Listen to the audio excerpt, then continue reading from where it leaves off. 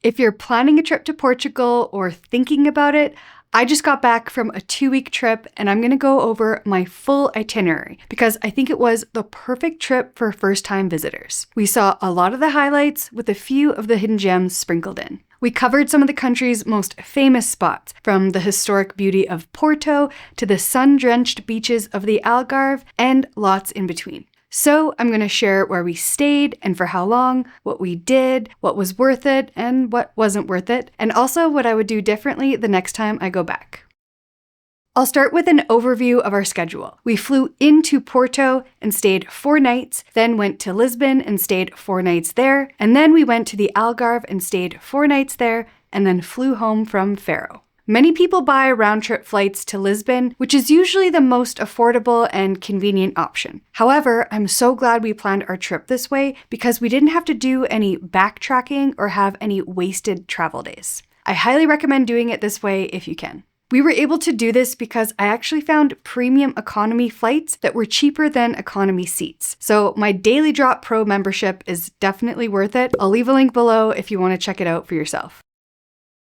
Alright, so we started in Porto, and basically the way our schedule worked out was that we had about 2.5 days to explore the city. I loved Porto so much. It has this amazing mix of vibrant history, old world architecture, almost medieval-esque, and the food and wine scene is chef's kiss. Speaking of that, we took a food tour on our first morning, which was definitely the way to go. We loved strolling the iconic neighborhoods like the Ribeira district with its colorful, narrow streets. There's so many great viewpoints to explore, lots of great wine bars. The Mercado do Balão was fun to visit. This is the original open-air market where you can browse all kinds of vendors, you can get a glass of wine while you shop and peruse. It's just a fun and lively atmosphere even if you don't plan to buy anything. And of course, you have to visit the old port wine cellars. Do some tours, some tastings, it's really fun. Then on our last day, we took a day trip to the Douro Valley, the birthplace of port wine. For me, this was a highlight of the whole trip. It's such a scenic part of the country, absolutely breathtaking. We found this great small group tour and our guide was actually a sommelier. He brought us to 2 wineries that were totally different from each other in the best way. Oh. It's really cool.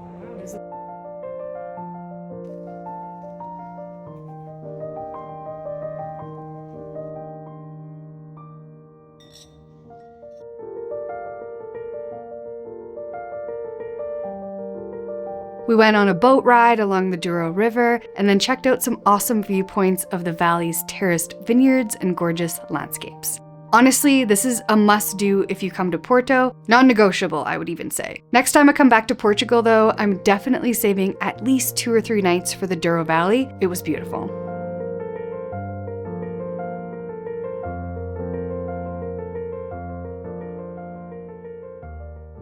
We booked this trip on Get Your Guide, so I will leave a link in the description below, or you can also scan the QR code. In Porto, we stayed at an apartment hotel called Vitoria's Terrace Apartments. It had really good reviews, and I know why now. It's in the perfect location, right on the edge of the Old Town area, so perfectly walkable to everywhere, but nice and quiet at night. And the view from our balcony was actually better than one of the hidden gem viewpoints that was just down the street from us, so that was pretty cool. And the couple that runs this place are so kind and friendly. They gave us all kinds of recommendations for places nearby. Like we went to a photo show that was 2 minutes away and it was an unforgettable evening.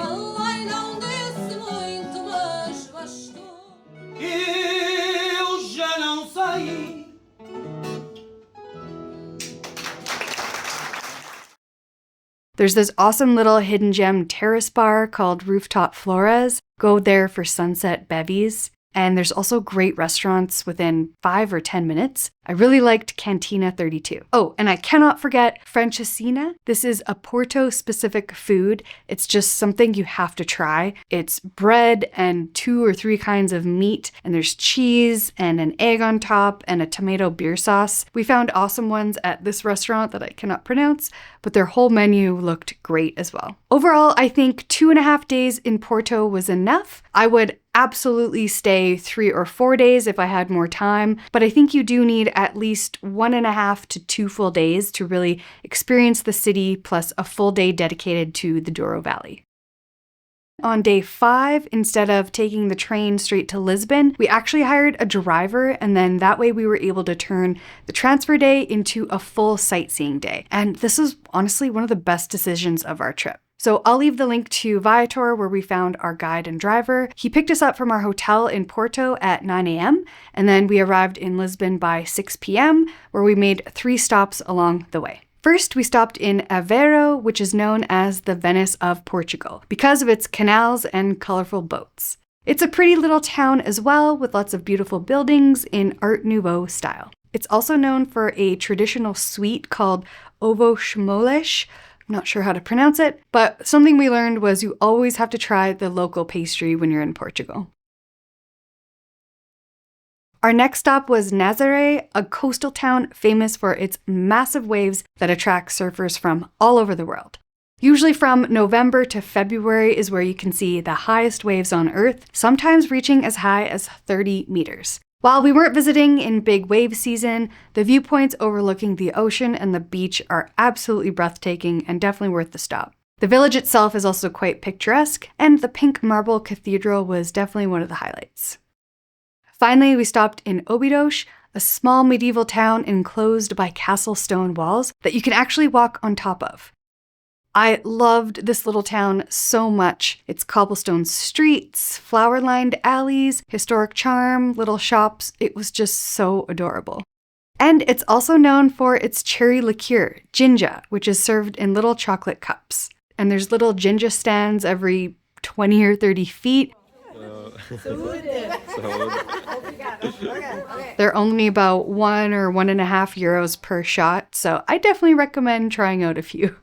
I would have loved to spend at least half a day here in Obidos. Next time, maybe even stay in the castle, which is now actually a 4-star hotel. So if you only have time for 2 stops, I would probably skip Aveiro, and if I only had time to visit one place, I would definitely choose Obidos.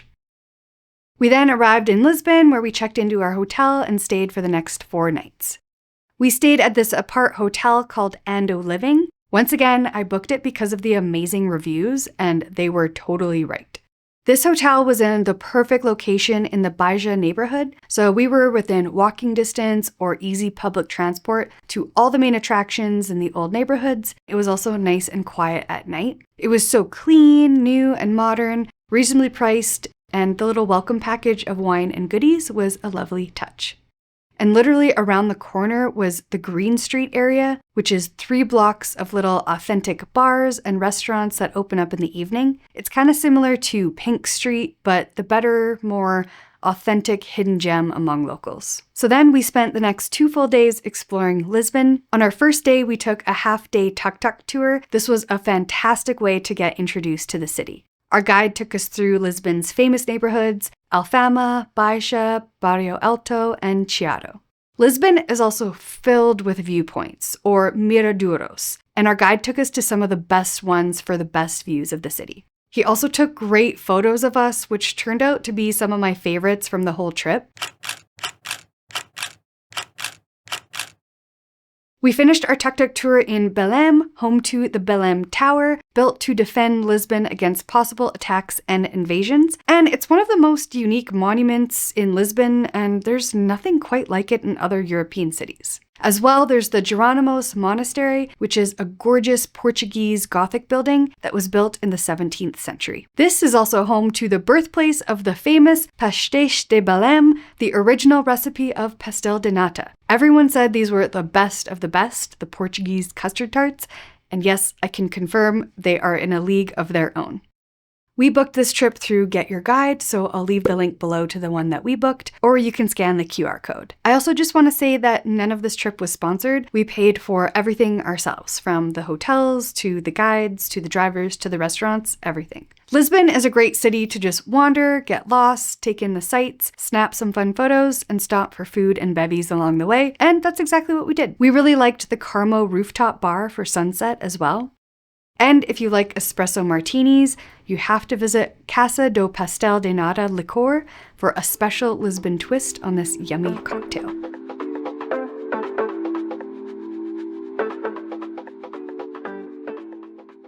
We also took in another fado show. The old neighborhoods here in Lisbon is where this originated. Fado is a traditional style of Portuguese music characterized by mournful tunes and lyrics, often expressing a sense of longing, nostalgia, or sadness. I would say catching a fado show is a must-do. We chose to do dinner and the fado show at Bohemia LX, but you can also find smaller venues and stop in and have maybe a glass of wine while you listen to the beautiful music.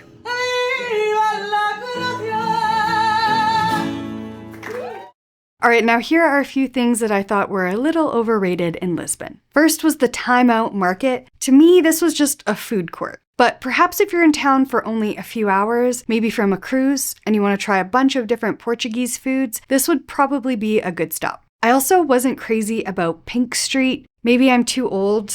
It was loud, busy, and full of influencers. And waiting in line for the Santa Justa lift, it was really cool to look at. It's very interesting architecture for sure, but you can actually find stairs to go up for free, or you can also get a great view of it from the Carmo rooftop. I probably could have used an extra day in Lisbon, but because we saw Porto, which I kind of preferred the more laid-back vibe there, 2 days was enough for me in Lisbon. I will say Lisbon was very busy when we were there in mid-October, so I can't even imagine how busy it gets in the summer months. Our last day in Lisbon was dedicated to Sintra, a fairy tale town nestled in the hills about 45 minutes from the city. This is one of the most popular day trips from Lisbon and a place that you absolutely have to see with your own eyes. There are several stunning palaces to visit here, and you won't have time to see them all in one day, so you will have to choose. We visited 2 of the most famous palaces, starting with the colorful Pena Palace, which looks like something straight out of a storybook. It's got colorful towers and eclectic architecture.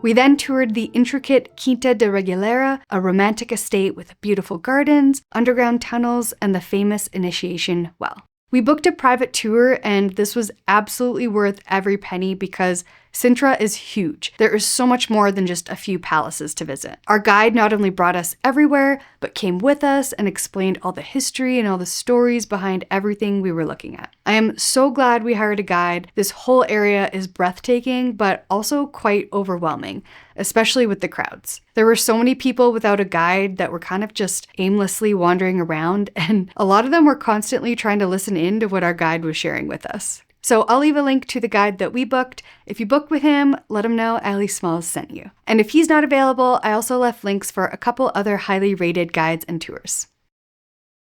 For our final leg of the trip, we took a 45-minute flight from Lisbon to Faro, a city in the Algarve. We got ourselves a rental car and then drove to Carvoeiro, our home base for the last 4 nights. We chose Carvoeiro because it's centrally located, which made it really easy to explore the other towns, beaches, and hiking trails along the Algarve coast. The town itself is super charming with its whitewashed buildings and a beautiful coastline. We stayed at a 6-suite guest house bed and breakfast called Quinta do Ourives. When I tell you it's one of the best accommodations I have ever stayed in, I am not exaggerating. It's run by the sweetest family who are so kind and full of great recommendations for what to do in the area. Each morning, guests are treated to a massive breakfast spread and any type of coffee that you want. There's a large heated pool with all kinds of room for sunbathing, plenty of common areas to hang out and relax in, and all the rooms have private patios with kitchens. I will 100% be booking a vacation just to stay here again. We only had 4 nights, and I wish we had 10 more. One thing we quickly realized after getting to the Algarve was that 4 nights was nowhere near enough. But here were the highlights for us in that time. One of our favorite spots was Algar Seco. This is a spot with incredible rock formations and natural grottos all along the coast. You can take some amazing photos and even explore all the little hidden caves. It's only 5 minutes from the hotel as well. We also hiked 8 kilometers of the 7 Hanging Valleys Trail, which offers some of the best coastal views in all of Portugal. The trail runs along the cliffs above the ocean, passing by scenic viewpoints, hidden coves, and secluded beaches. This is a must-do and was a highlight of the whole trip for me. We made it. Cheers! Another highlight was kayaking to the Benagil Caves. We were able to get so much closer than the bigger boat tours. We took a guided tour and we saw so many other caves while we kayaked along the coastline. Highly recommend doing this, but it's definitely a bit of a workout, so be prepared for that. We spent some time visiting some of the most famous and beautiful beaches and postcard views near Lagos and Albufeira. Each beach in the Algarve has its own vibe, and so exploring a few of them really adds to the experience.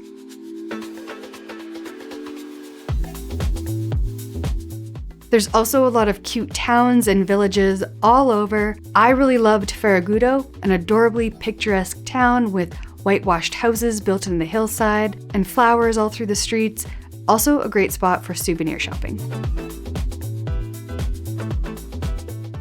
Overall, it was an amazing trip, and I think 12 days was a good amount of time to cover a lot of ground without feeling too rushed, especially because we made the most of our travel days. I went on this trip with my mom and sister, and we all took one carry-on bag and one personal item each, and that was definitely the way to go. These are the bags that we used here that fit on all the airlines that we flew. I'll leave links to the bags, but I also made a video talking about them more in depth. And we also used sling bags. I used the large sling from Nomad Lane, my sister used the Metro sling from Monos, and my mom used her belt bag from Lululemon.